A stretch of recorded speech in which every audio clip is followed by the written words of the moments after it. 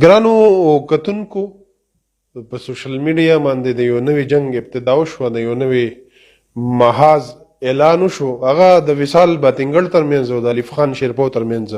زه ستا غوندې غل نه یم چې زه پکې 5% واخلم.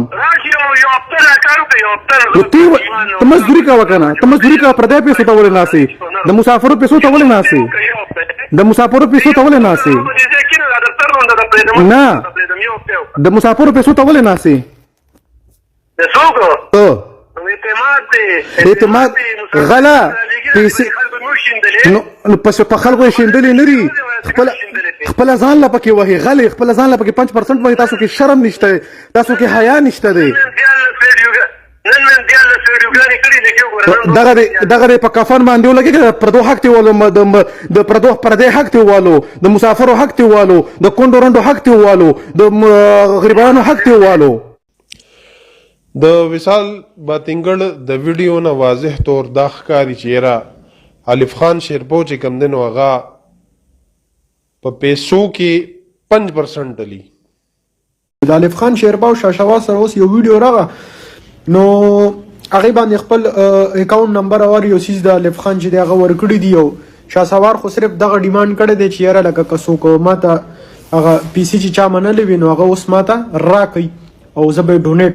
او د دې نه بعد د الف خان شیرپو چې کوم دی نو هغه وایي چې زه کلیام په جار باندې دا خبره کوم چې او زه 5% لم، خو ما کافي پیسې چې کوم دی نو هغه په عوامو باندې هم لګولي.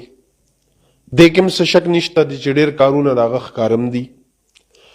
اوس چې کومه مسله جوړه شوې ده نو د دې وجې جوړه شوې ده چې یاره شهسوار کومو خلکو ته د پیسو دپاره ووایي، کومو خلکو چې د ډونیشن اعلان کړو شهسوار هغې ته وایي چې یاره تاسو به دغه پیسې راوړئ او په تاسو به دا حرام وي چې زه یو یتیمخانه کولاوم او دا یتیمخانه اناګوریشن چې کوم دی نو دا به د الف خان په لاس باندې کېږي. کوم د ویډیو نه چې کوم وضاحت را روان دی د خبرې، یا خو دا پاسبل ده چې دا خبره په وصال خان خو نه لګېده، ځکه چې وصال خان په خپل ویډیو کې دا وایي چې یاره ما 3 پیرې هغه سره رابطه وکړه، ما سره کانټیکټ ونه کړو. نو آیا وصال په دې غوسه دی چې شهسوار ما سره خبرې ونه کړې، ما سره کانټیکټ نه کړي؟ ځکه د وصال الیګیشن چې کوم دی نو په الف خان شیرپو باندې راغی. او الف خان شیرپو په هغه ویډیو کې واضح الفاظو کې دا وایي چې او زه بالکل په جار باندې 5% لم، خو په خلکو باندې لګوم، دا زما حق دی. اوس دې کې یو بله خبره دا ده چې یاره یو سړی که خالص د الله د رضا دپاره کار کوي او ټول دې ته کسب ته چې کوم دی نو سوشل میډیا ته کسب ویلي، نو بیا د هغه پټرول، د هغه تلونې، د هغه کرایانې، د هغه ډېر څیزونه هغه لازمي خبره ده خپل جیب نه نشي فوټ کولی.